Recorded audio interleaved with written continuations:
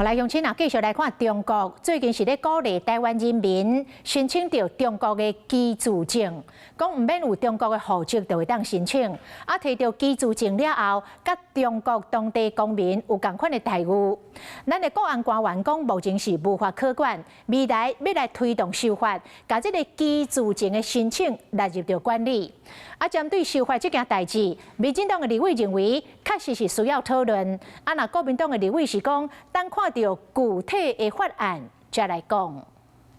欢迎总统与副总统抵达场厅。总统罗清照伫礼拜五调集国安高层会议，特别讲到针对来自中国的渗透统战做出应对。为防治中国统战渗透，将持续推动国安法治改革。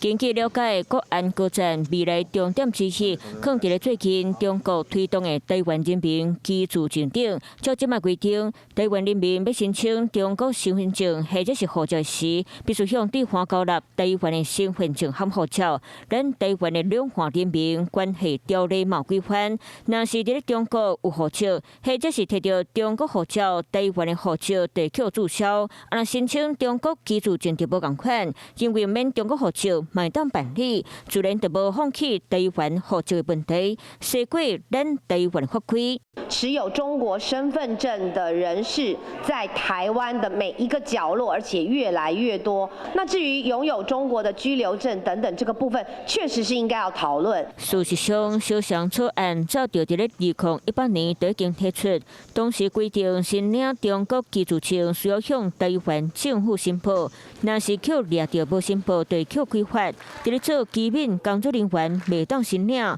不过当时无通过，如今可能搁再提出相关修法。我想先看他们提出来的法案是什么东西啊，不要再一再的去操弄政治问题。面对中国渗透，伫咧无法通关的模糊地带，要如何应对，佫需要调查共相对策。